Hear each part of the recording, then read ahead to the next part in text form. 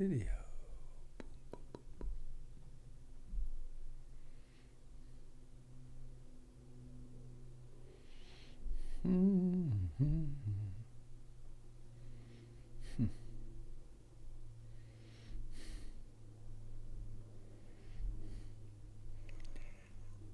Good morning, dear Dharma friends.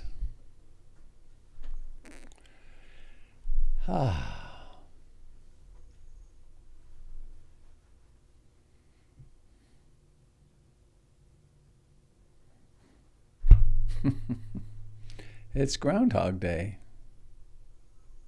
Not really. I mean, yes, really.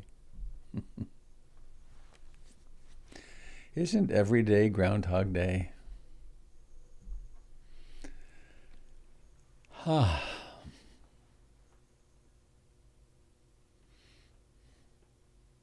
woke up again. I'm glad.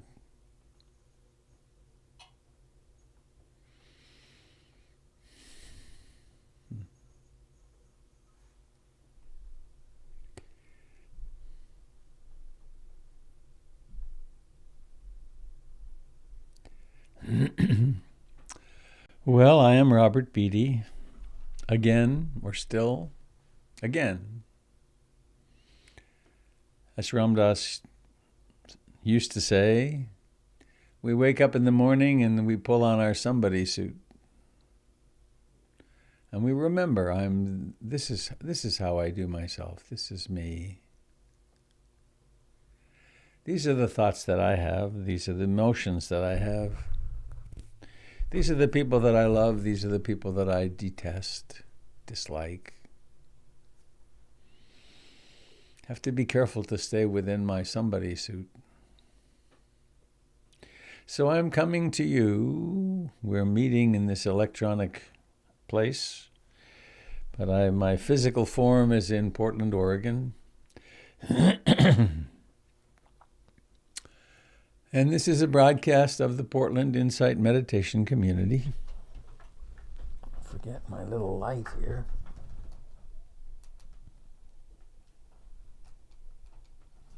There.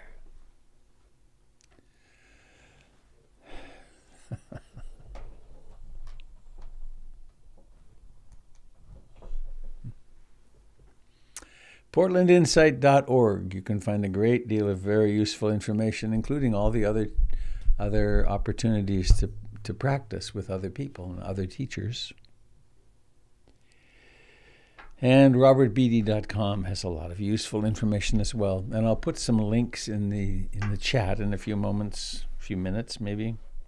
That would also be helpful. So, a poem. As I like to begin the day with a poem.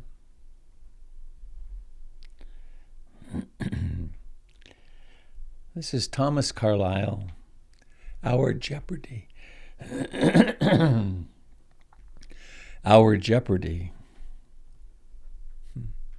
Nice to be with you this morning.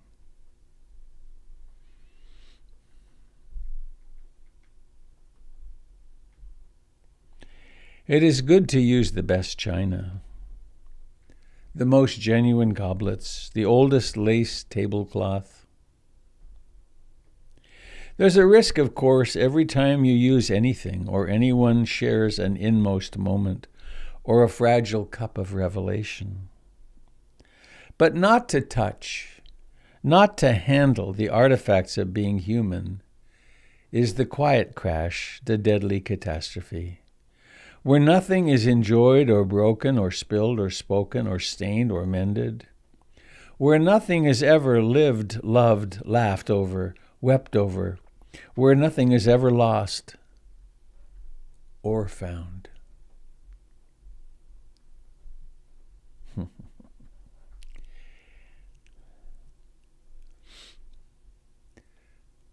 Jennifer's mother moved into memory care in Florida recently. Her cognitive capacities made a pretty major decline. They've been declining for years, but it was time for that. And her stepdad Rita's husband, Bob, followed her into this state of needing 24-hour care by about a month.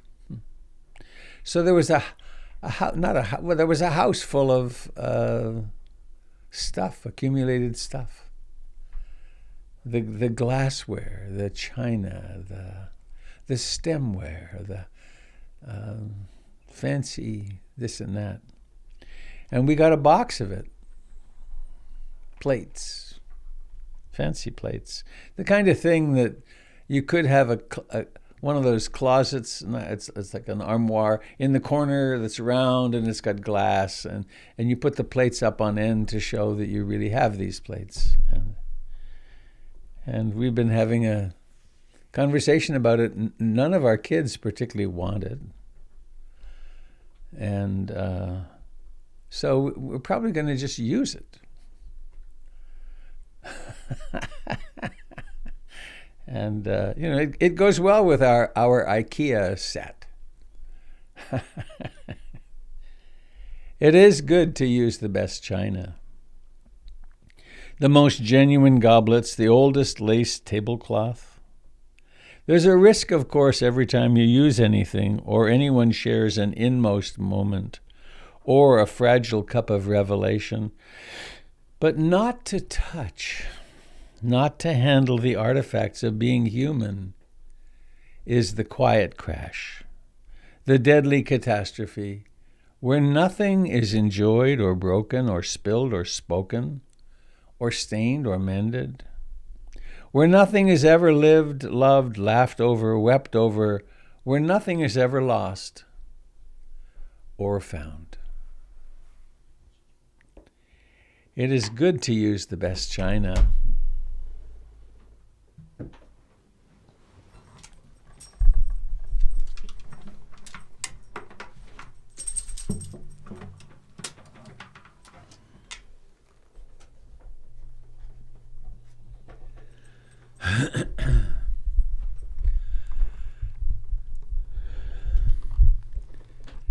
In what shall we take refuge today?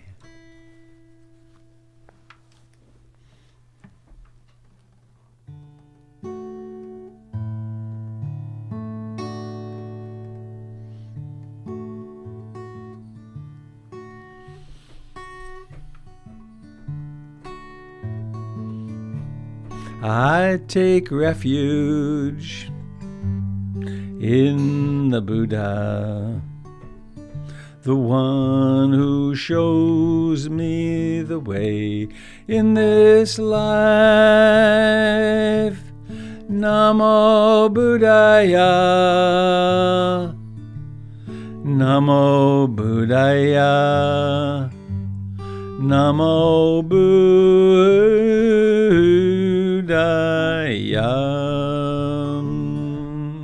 I take refuge in the Dharma, the way of understanding and love. Namo Dharmaya, Namo Dharmaya, Namo Dharmaya.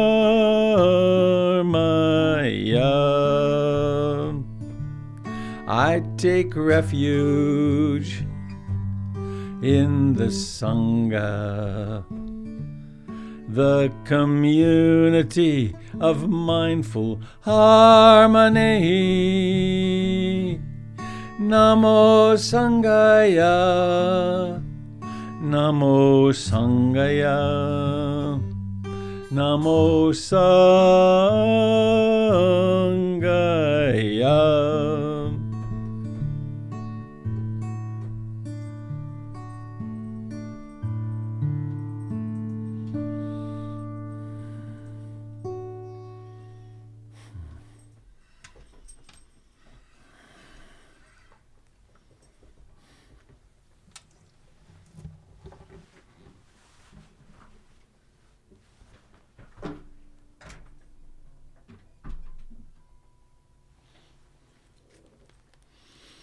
Refuges that don't disappoint.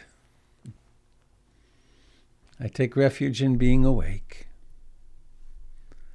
in what I discover with that awakeness,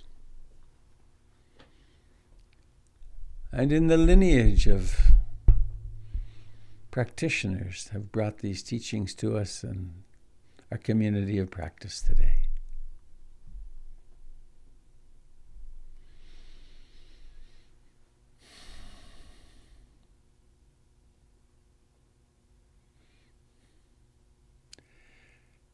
So, as is our custom, let us stop and sit.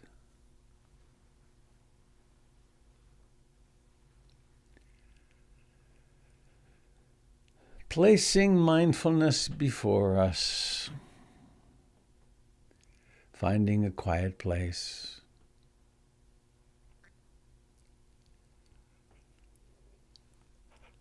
Abandoning covetousness and grief concerning the world, said the Buddha.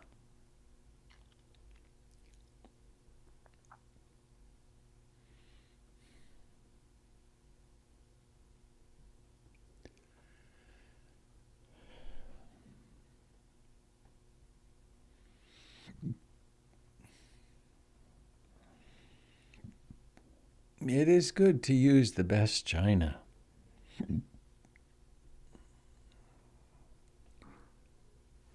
Why not embrace life?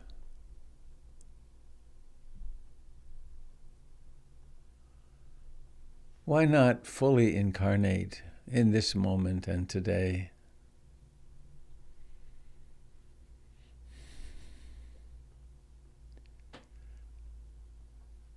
One could say it's a risky business, but it's not really risky, it's just what is.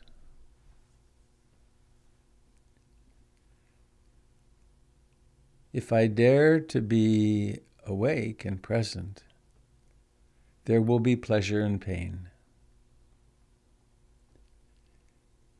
There will be expansive consciousness and contracted consciousness.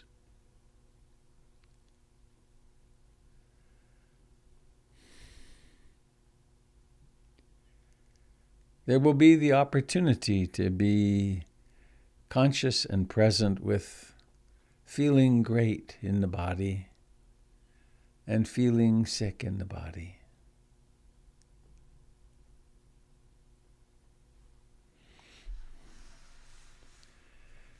There will be the experiences of beginning and ending, of everything.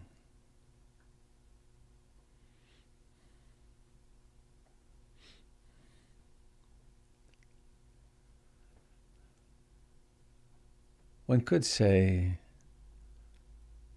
I'm on the ride. I might as well really be here.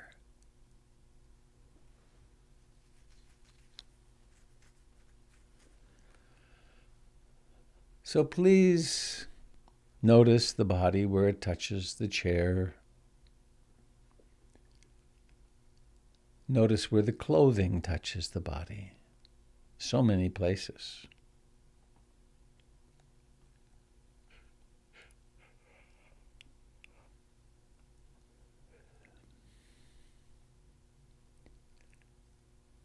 And perhaps noticing that the whole body is life, from the tips of the toes to the crown of the head.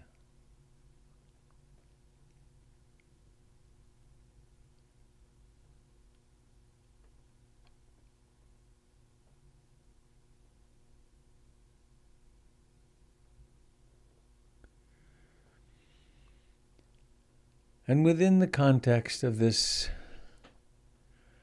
shape of life, sitting,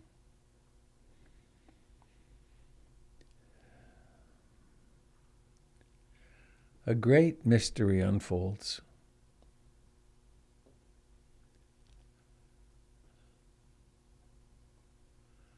A mystery that's been happening since that first gasping in-breath.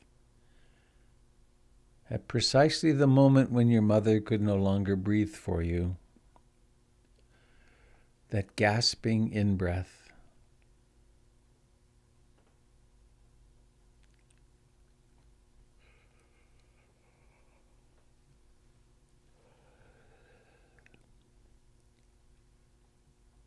And it breathes in for a short time or a long time. And then it pauses and then it breathes out.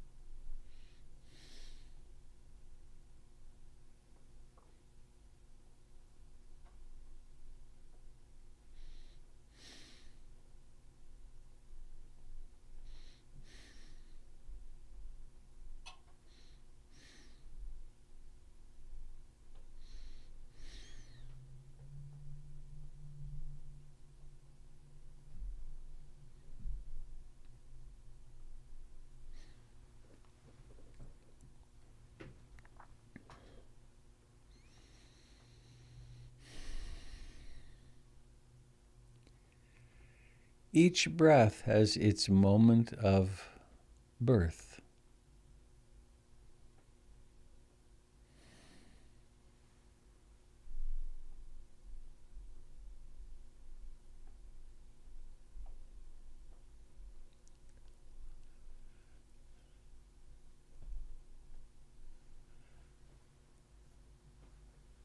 Each breath has its lifetime.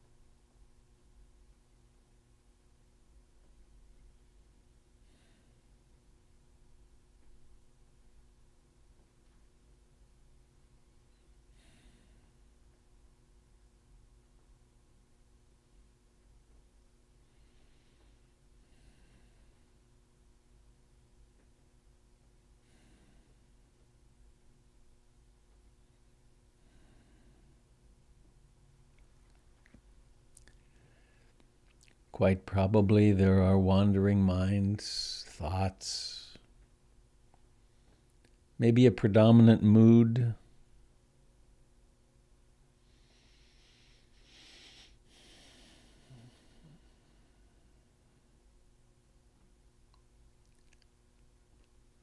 None of these are actually enduring or ultimately personal. The Buddha suggested that it would serve us well to have the attitude of a witness or a person sitting at the gate to a city.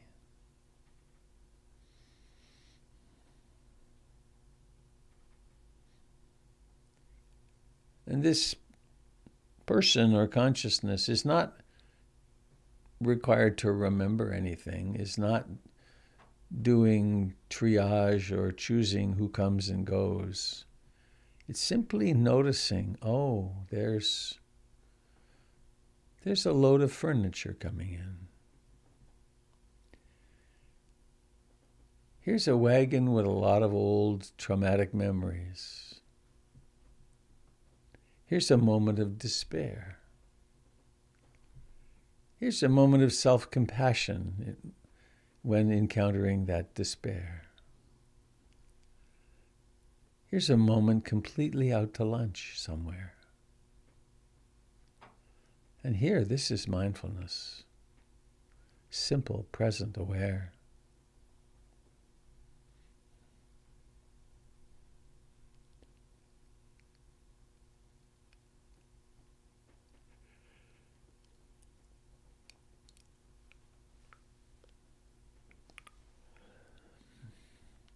Simply awake.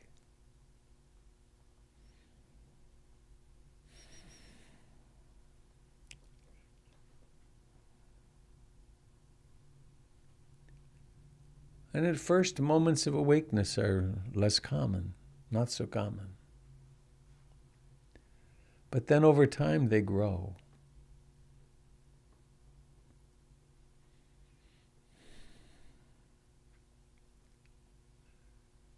Over time, we have deeper and deeper understanding of anicca, impermanence.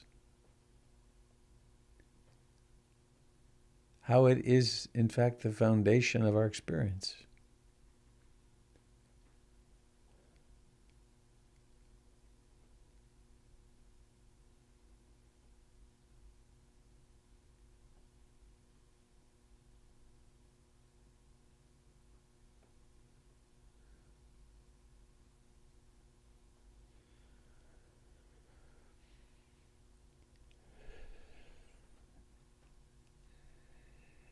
Each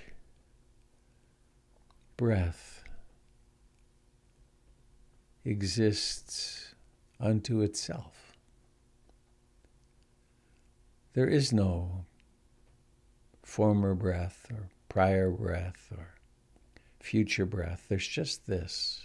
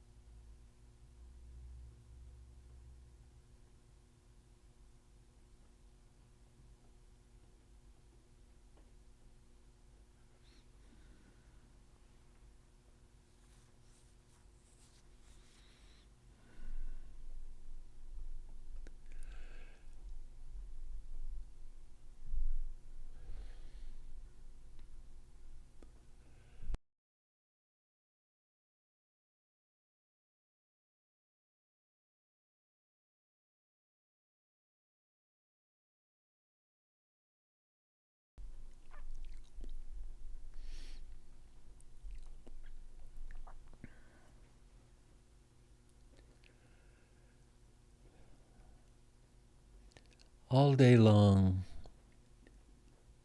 we're called upon to be productive, to fulfill our responsibilities, to seek out the distractions we like, to take care of the house, the bills, many responsibilities. Right now, all of that doesn't exist.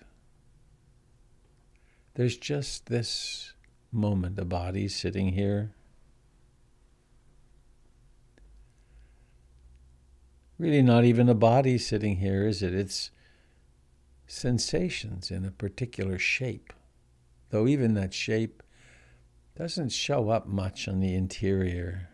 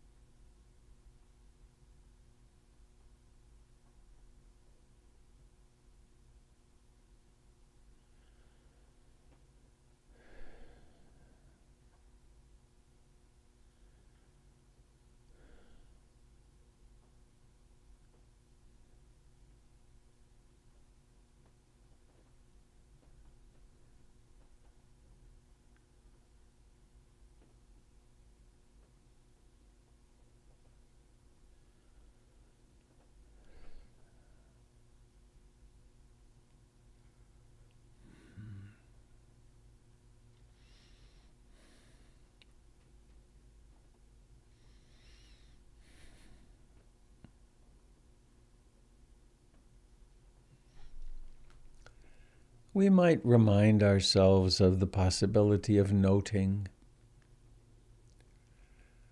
With the chest and abdomen, it could be rising, rising, falling, falling. Awakening to the wandering mind, it could be wandering, wandering. If the mind is prone to worrying, we might notice that, worrying, worrying. We tend to not do so much noting when the mind is pliable and quiet, but we could also note mindful mind, or concentrated mind. Or if a sound arises, we could notice hearing.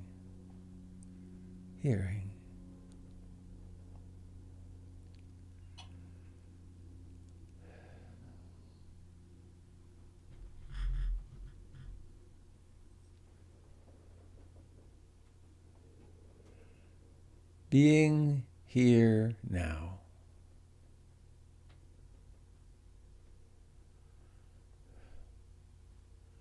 Not planning what I'll do today.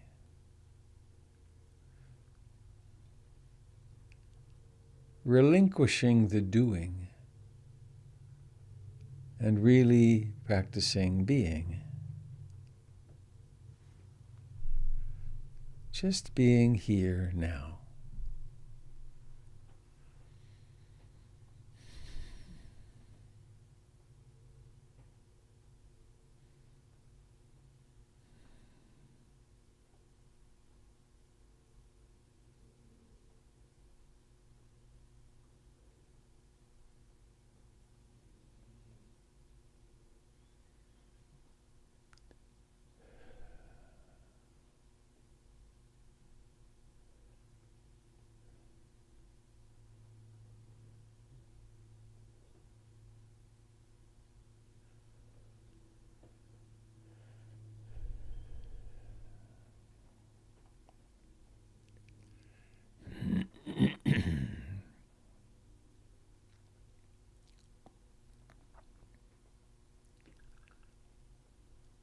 The Buddha spoke in his 40 plus years of teaching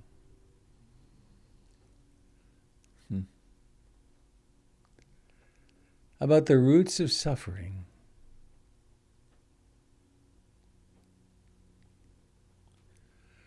Greed, wanting, wanting pleasure,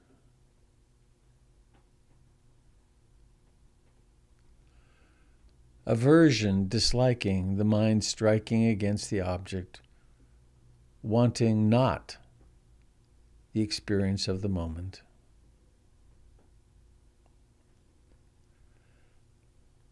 And then the third root of suffering, ignorance, a synonym of denial in the Western psychology.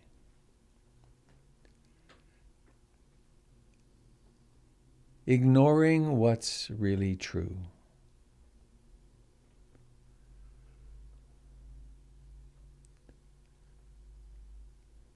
So in one stroke, in one moment of application of mindfulness, we cut through greed, hatred, and delusion, ignorance.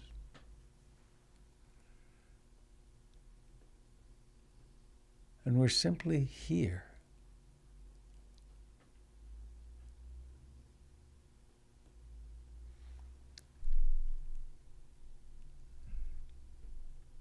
Sitting comfortably upright,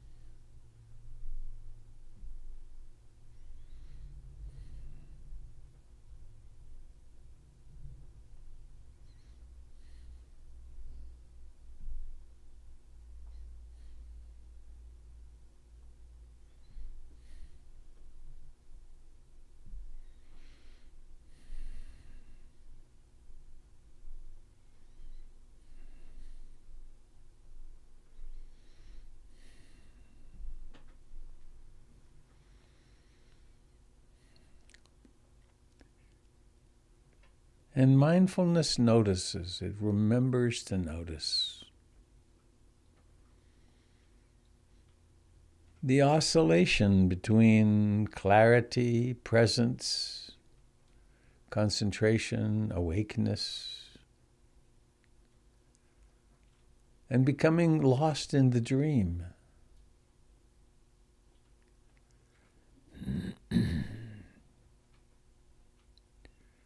The dream of the self with its song, I, me, mine, mine, mine.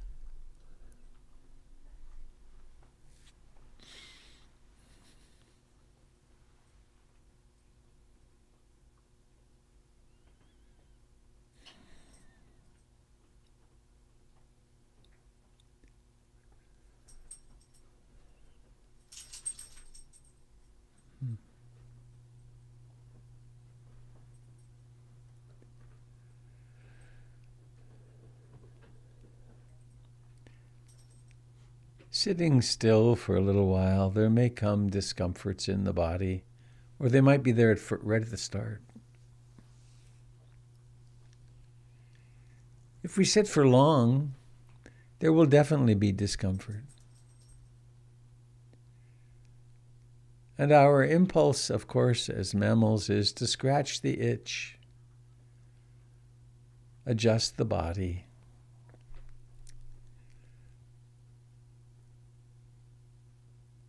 Do something to not just sit here.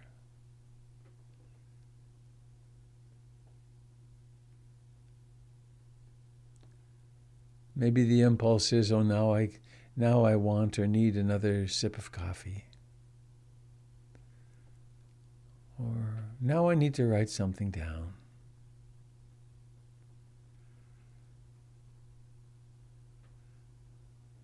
And of course, that's what we normally do. And we can try something quite different. It's a practice of renunciation, to renounce seeking relief, seeking pleasure.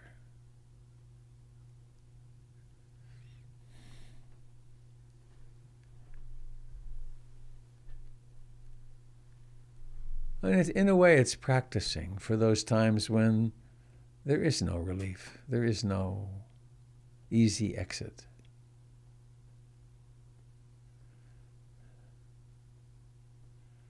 That time when we're waiting in the waiting room of the ICU, or we're in the ICU.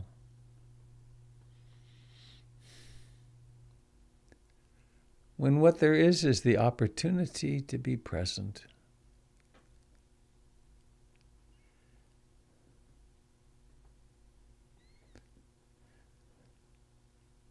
Sometimes the discomfort in the body gets sufficient that it really demands our attention.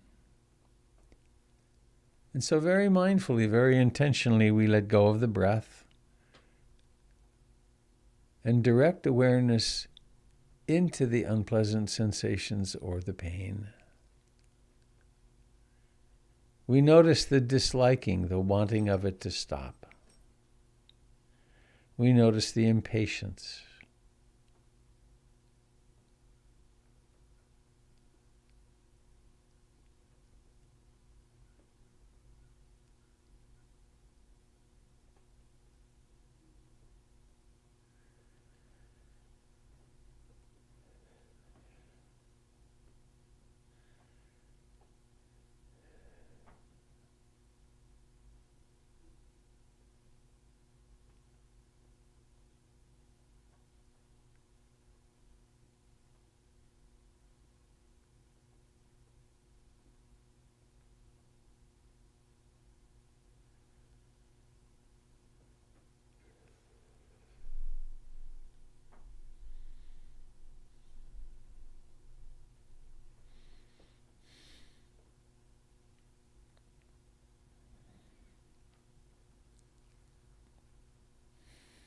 Embracing life,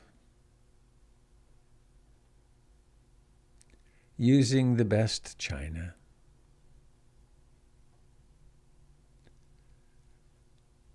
daring to speak the truth, to know the truth.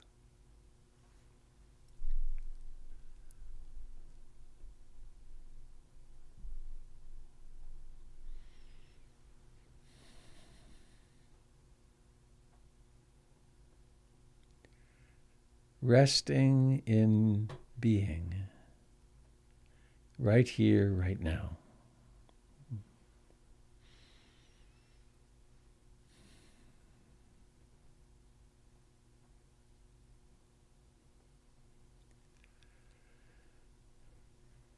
And let us tune inward to the longing, the clear longing within us. It's been there our whole life to be safe, to be happy, to be content.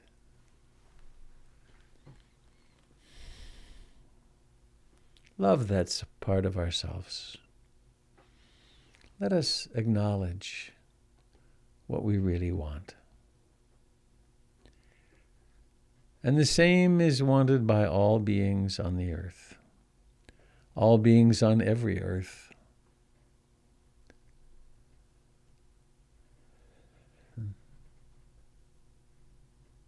So on the in-breath, we might say something like, I long to be really happy. May that be so.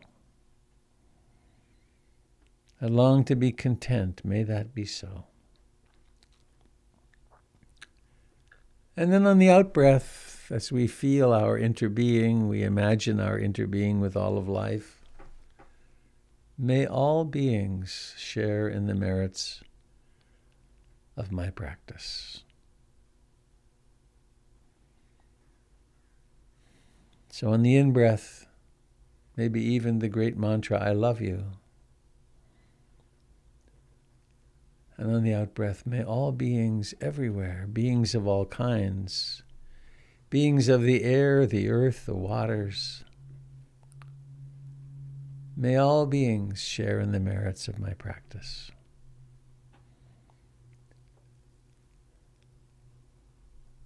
And so it is that we can take our practice out into the day, being aware of sitting,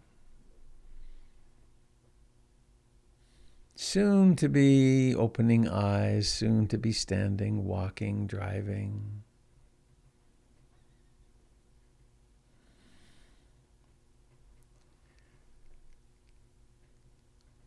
May all beings share in the merits of our practice.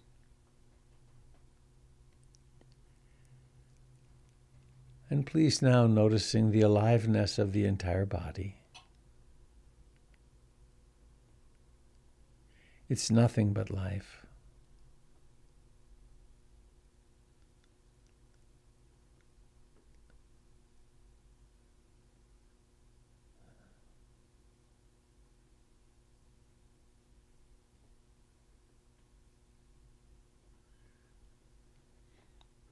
And bringing awareness into the eyes.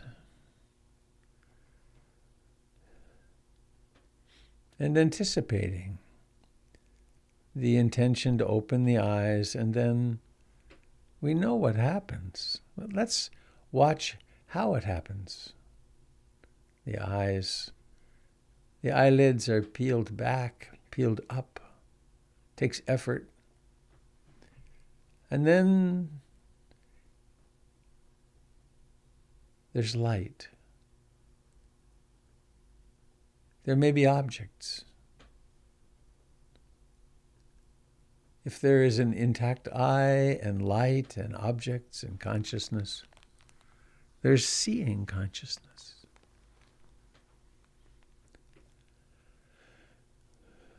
We tend to make a little quick comment, I'm now seeing, but it may become apparent at some point that's not true. It's just seeing happening.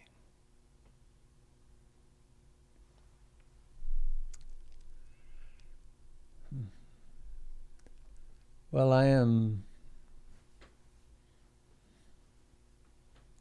feels particularly sweet for me this morning to be with you.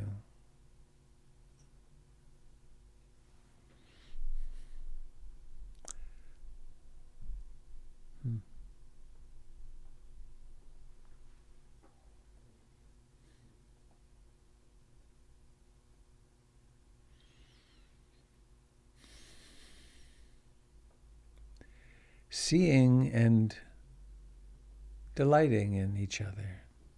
Nice practice.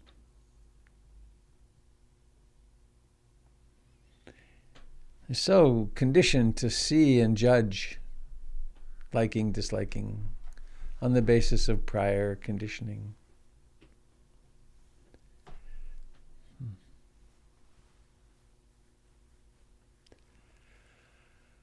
Well, I will honor my announcement responsibilities. There are 4 links in the chat. One offers the opportunity to practice dana and to generously support PIMC, which supports all of us, and which new people are stumbling upon all the time. It's a good thing. And then there's the Hollyhock Retreat in the late February. I'm offering a 2-day retreat, a stay-at-home 2-day retreat. And that's the registration and information for that. And then there's a new thing, new yesterday. A fellow named Rob Orman, very interesting guy, interviewed me a couple of weeks ago for his podcast. And his podcast mostly is viewed by ER docs around the country, emergency room. Though that's not the content. It's not specifically for them at all. But I think it's about an hour. I haven't listened all the way through, but he's done a nice job of editing it. So it's a very nice interview. What is meditation? How to meditate? What a shock. And then I have here Kendall Summers Sundays, the first and third Sundays. And Doyle Banks is teaching a retreat coming up in the first weekend of February. And all the usual other things are happening.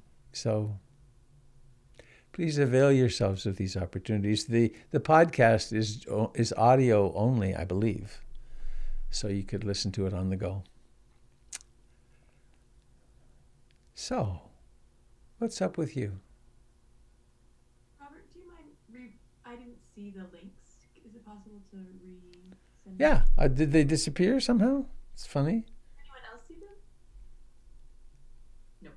No? Ha! Maybe I sent them. Well, we'll see. I'll put them in again. Thank you. Yeah.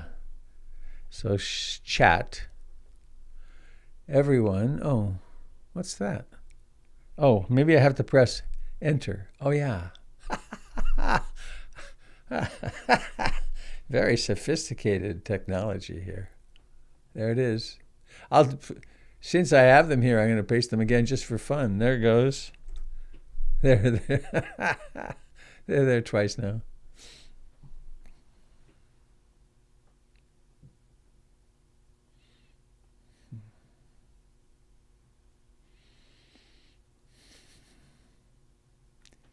Good morning, Robert. Good morning, Sonia. Tempest. Hello, Tempest. I love that poem that you read this morning because it reminded me of the fact that, like, I was on TikTok and there was a woman who was, like, going through her house. She lives with her parents. And she's like, this is the dining room. No one dines in here. No one touches this room. When we were kids, if we were even in this room, we were yelled at. You're not supposed to, and like even when we have fancy dinners, we don't have it in this room. This room is just for displaying the things that you have in a dining room. And I was laughing because I was like, yeah, that sounds like my house growing up. But it wasn't quite that bad. Like we did actually dine in the dining room on fancy occasions. But like mostly it was a room that had very fancy plates and glasses on the table that I was not supposed to go in case I crashed into the table and everything broke.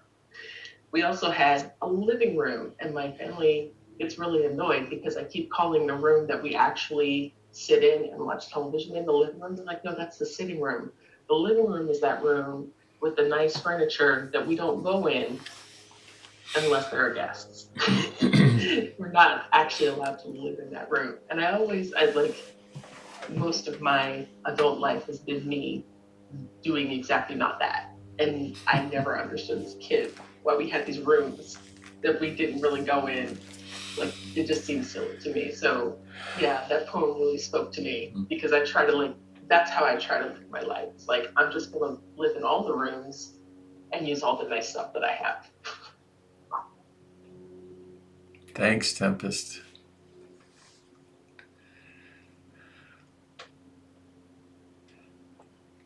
My experience was that, quote, rich people had rooms like that. I grew up in a pretty tiny little house and we lived all over the place. But there was the dining room that was sort of reserved a little bit But there were those houses that we visited that had the stuff on display where you had to be really uptight because you'd get in trouble for stepping foot in it. It was wild. And visiting such places with children is really a pain. I mean, your children they're so misbehaving that that child went in there and touched something. Ah.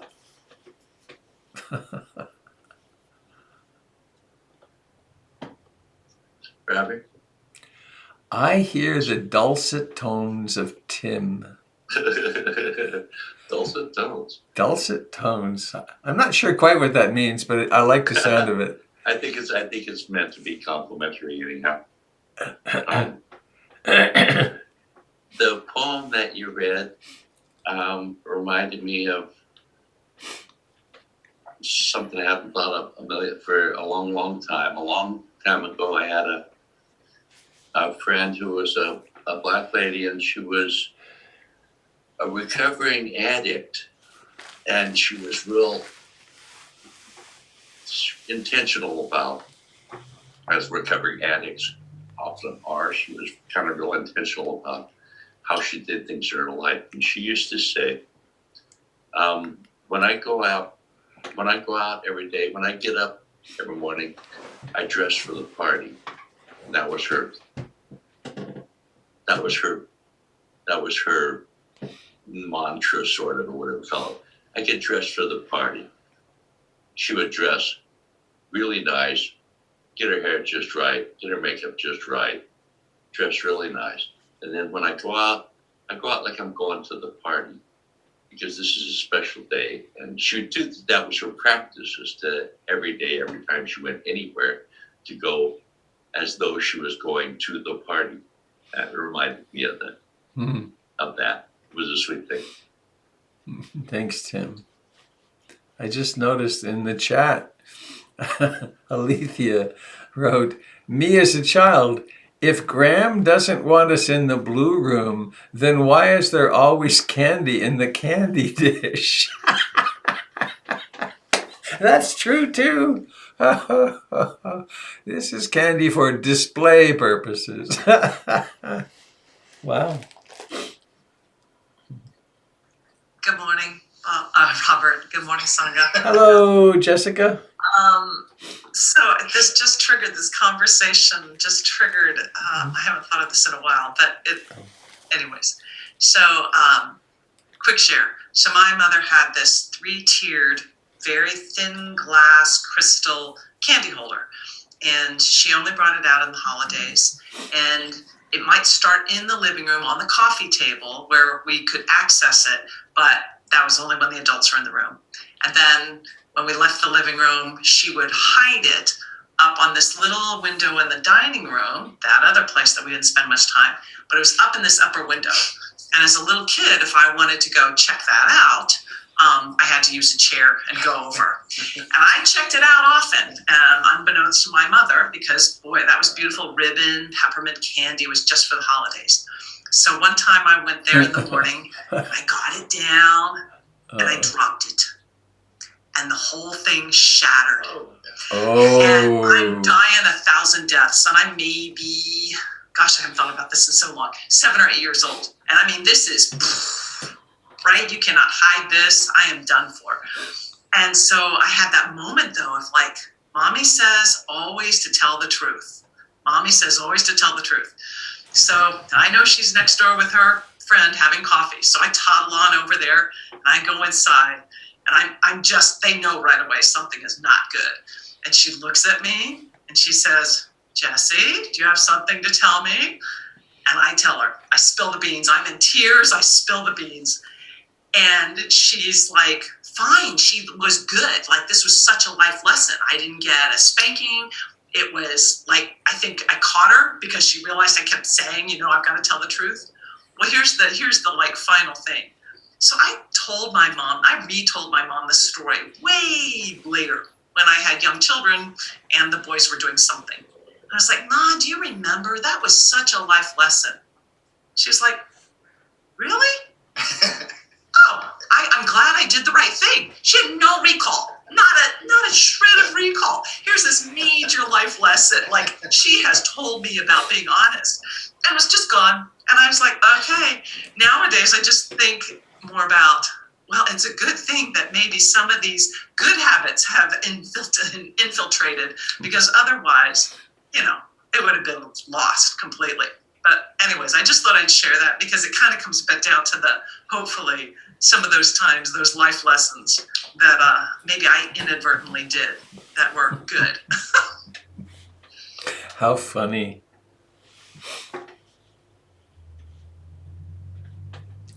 I got a little tense as you were telling the story. I knew where it was going.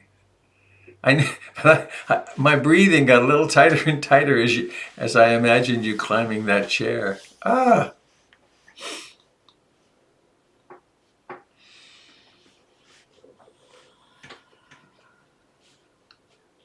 Hi, Robert. It's Valerie.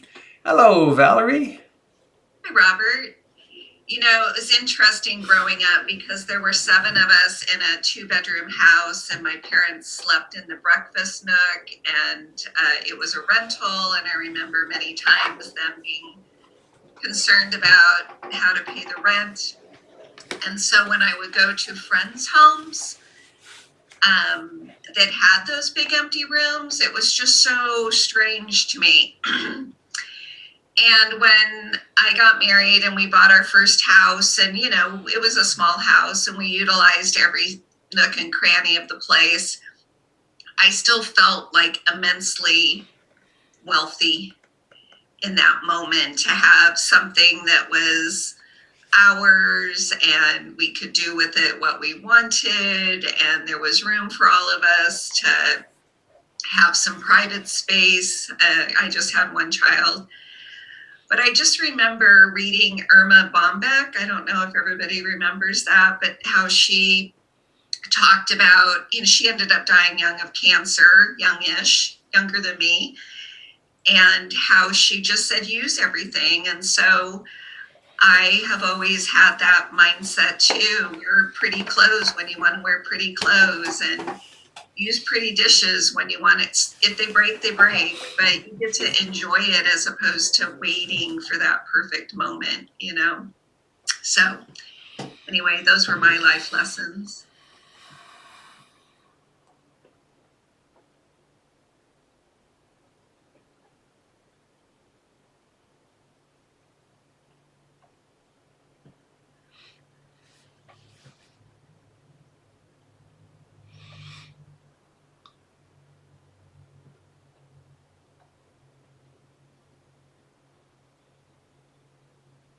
Hi everyone, this is Megan. Good morning.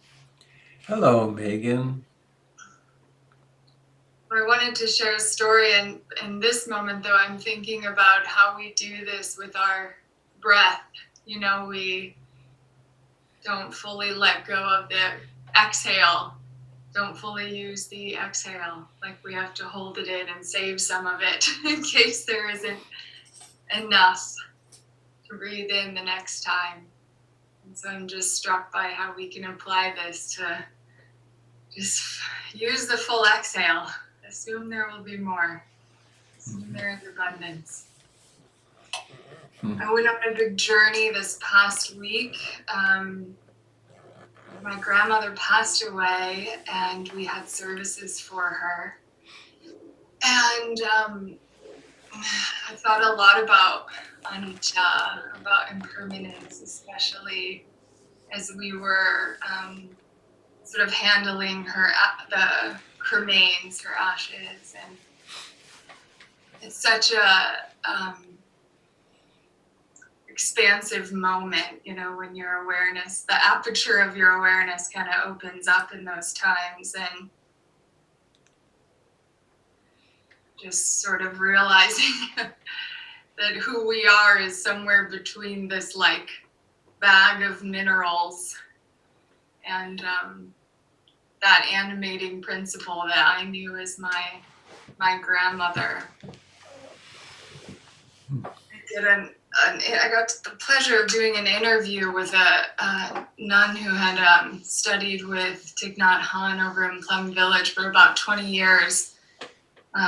last week, and in our conversation we were talking about these things that are so simple and so miraculous, and that was kind of one of those moments. It's just, we are so simple. We're just these minerals and proteins, and yet we're somehow so miraculous.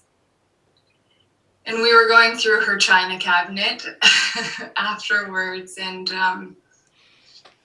it was interesting to see what things we were drawn to and why. And I think for me, you know, there was the china and the I don't know, the more expensive sort of things that I kind of had no interest in. But there was this little tea set that we used to drink. It wasn't even tea. I think we made strawberry milk. But anyway, that was the thing I wanted to take. And I think because it's a symbol of that interbeing that you're talking about, Robert. It's a symbol of the experience. And so I think I want to say just that there's this other side of it too, where, you know, I can feel and understand the desire to kind of hoard and keep and not use. But I think I have to be careful with it too, because in modern times, there's also the story of attachment can kind of become, well, as long as I get rid of it quickly and have no evidence in my house that I hoard, then you know, that's non-attachment. But we sort of cycle through things so quickly as well. So I'm just appreciating that I also need to balance it with kind of cherishing and utilizing the thing for its, you know, the full utility of it too. So anyway. Do you know the story of the broken cup, Megan? I don't think so. It's a classic story attributed to Ajahn Chah, but no doubt it comes from earlier than that. A young practitioner is around Ajahn Chah and notices that he's really happy. And they ask Ajahn Chah, how can you be so happy in this world where everything's ending and where there's, you know, birth and death? And Ajahn Chah says, you see this cup? I don't have a cup here, do I? No. I love this cup. And I really enjoy it. And it was given to me by so-and-so. And I've had it. But for me, this cup is already broken. Because I know that someday I'm going to drop it. Or it'll somehow or another it will break. And but I won't be shocked or surprised, because for me it's already broken. And I'd heard that, of course, and taught it any number of times. And my friend George Soule, psychiatrist here in Portland, gave me a really beautiful wolf. The wolf is my spirit animal. And he was at it doesn't matter where he got it, but he gave me this cup. And I had it in my office for about 12 years. And the last day I was in my office, the office was empty and I had my cup and I was whirling around in my office, kind of celebrating how beautifully it had served me and so on. And there was an iron radiator, and it just hit the radiator and blew into 1,000 pieces. And my response was absolute hilarity. It wasn't, oh no, my cup, but it was like, well, of course it was already broken. And Paul Levine, one of our members at PIMC, created a little frame with broken glass in it. And it said, this is already broken. And that's how it came. So it's a very helpful teaching, because then, you know, the morning when you go out you get something important to get to and the car won't start. Rather than, why is this happening? I say, well, it was already broken. It's a powerful teaching. And I'm sorry you lost your grandma. Was she ill, or was it sudden? She was 91 and had a very full life, and fell asleep in her little chair, and that was the end of that. Wow. Mm-hmm. And I have to show you, Robert, since you said the wolf is the spirit animal, I don't know if you can see this. I usually don't sit here, so I'll show it today. Oh, This look is at a little wolf, the little wolf pack of my family here. We all made that picture together. that's beautiful. What's it made out of? Well, we took a big piece of paper and just painted on it however we felt. Really? We were having a yes day where you couldn't paint. There could be no mistakes with how you painted. And then I took that paper and drew the outline of the wolves. Huh. Wow. But anyway, yes, I'll remember about the broken cup and that I'm already a bag of minerals. Yeah. I heard that story again. I was on a retreat with Stephen Levine when my son Luke, who's now 38, was 6 months in my arms. And Stephen said, "This cup is already broken." And then Luke cried out, just, whimpered a little bit. And then Stephen said, and it still brings a little emotion to me, he said, "And of course, let us live with our things as though they're already broken, and let us live with our loved ones as though they are already dead." Whew. That was speaking of life teachings, that one really got me. Because it makes it all so present, so precious. Thank you for sharing this morning.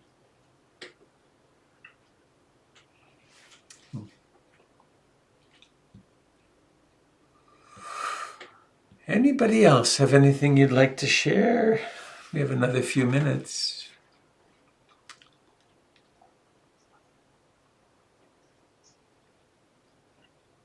Robert, this is Patrick. Patrick, at the center of all controls in the world. Hi. Yes. Even as my mind rails against it after I'm here all the time. I know. So I'm carefully reading through your book.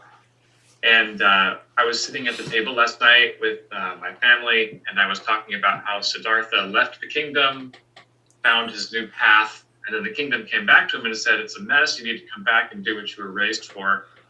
And he said, "No, I got my own thing going on right now, and I found this new way of enlightenment, and I'm going to stick with it, so I'm sorry." And and then my wife and my daughter immediately were like, "That was so selfish. That was so selfish. He should have gone back and helped the kingdom out. He would have done much better." And I mean, I raised my children to be very industrious and stuff. I understand the background, but I'm afraid I didn't have a very good answer for that. And so my question is if you were sitting there, what would you have told my wife and my daughter about the Buddha's example? Well, the first thing is it's mythology. And let's not make things concrete. It's the story of our inner life. And we are the Buddha in the story. It's like every one of these myths. Myths are maps that can help us understand what happens internally. And for the sake of that story, he did come back. He came back 7 years later. And it's a very interesting part of the story. You can listen to the story. I've got it.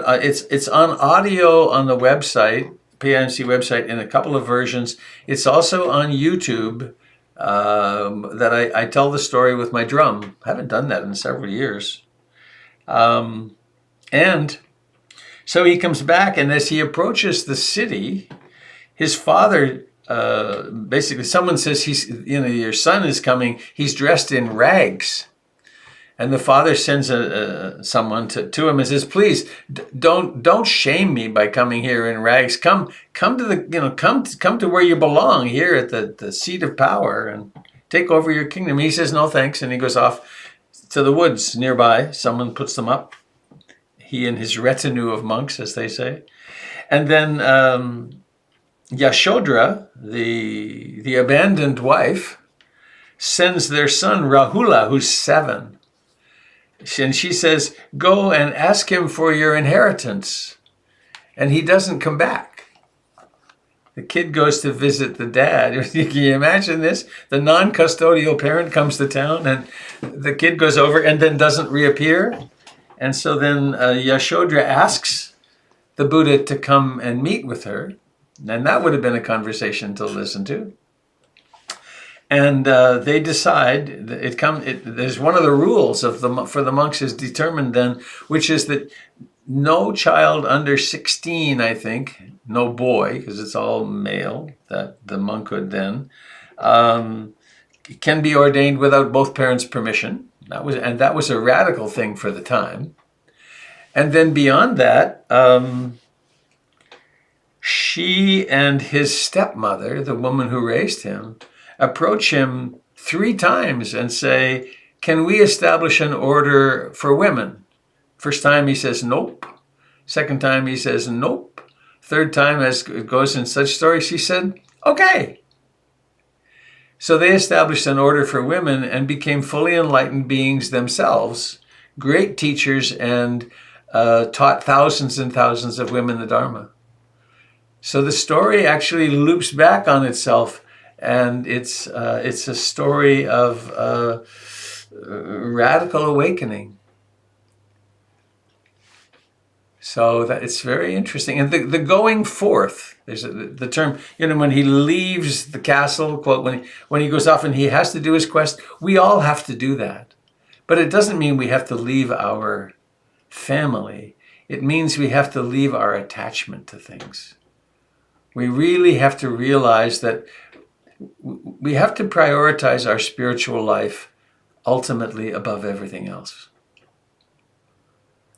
Which doesn't mean we don't stay as loving parents and fulfill our responsibilities, but there's something, there's a kind of, I got to look this word up. I keep every time I talk about it, I don't have it. There's a term, it's called world weariness. And, after you've been to so many concerts, you've had this many experiences of this kind and that kind, you've had this and that and the other thing, and then you start realizing none of it's really doing it. I'm still left hungry. And that's when that's when people come to the Dharma to begin with. But there comes a point for some of us when we realize that 15 or 20 minutes or half an hour a day really isn't enough, because well, I think that's it. And so there can sometimes be moments when we realize, okay, maybe it's simply I'm going to go on a retreat, or I'm going to figure out how to get a month off, or maybe a lot of people do this. I'm going to figure out how to get 3 months off and go to Barre, Massachusetts, and do the 3-month retreat they have there. Or in some cases, I'm going to go to Thailand and practice for 6 or 10 months or a year. And that's the path for some people. So it really isn't about abandoning the family. And there's a little wrinkle, which is in Indian culture of that time, the primary bond was not the husband-wife bond. The primary bond was the son with his mother. And so the way the gossip might have gone would have been, did you hear what happened? Siddhartha left his mother. So times, but it's a shame if we hear it concretely, the mythology, and don't get the value of seeing it as mythology. I can relate to it in that I've long said to my kids, and my own philosophy, which is like, the more you invest in yourself as a parent, the more you lead your kids to maturity, because they're only going to wind up like you in the end, in some regard, right? They'll have their own things, but the investment in yourself is important. If you completely strip yourself out and become exhausted with world weariness as a human, and then try to raise your kids will be raised with that second arrow, as I read about. So I understand. I'm going to play this recording for them at the dinner table tonight. All right. Great.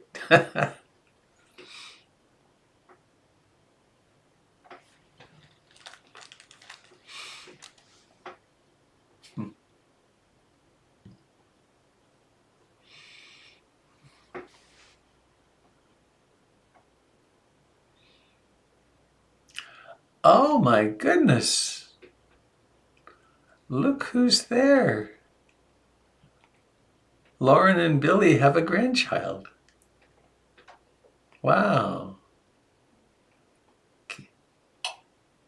Can't hear you.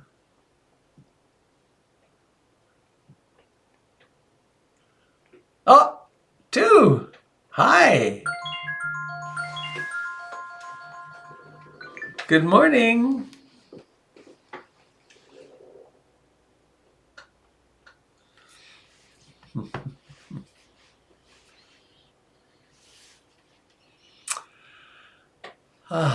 Well, we're going to sing in just a minute.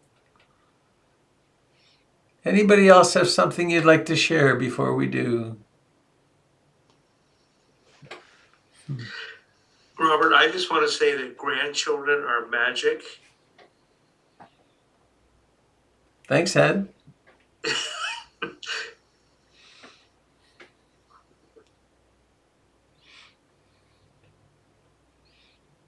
Hello, Jilly and Bruce. Oh, how cold is it up there today? Minus 30.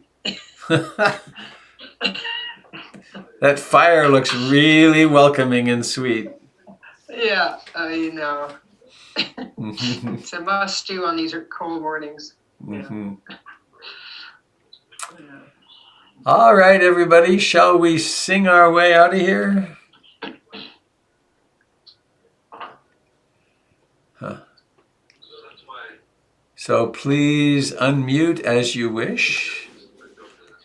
May all beings be happy. And grandchildren. May all beings be happy.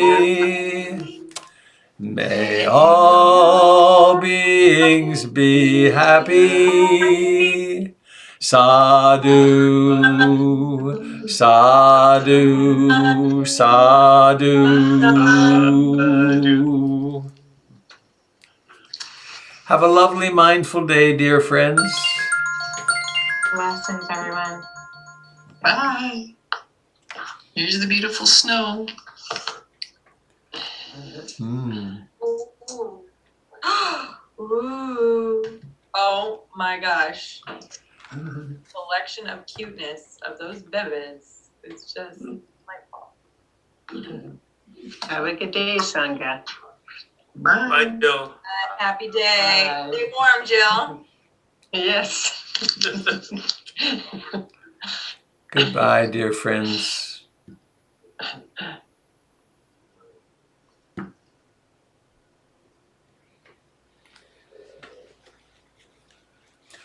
Oh, and friends on Facebook. Looks like everything worked okay today. I'm glad. Thanks for coming to visit.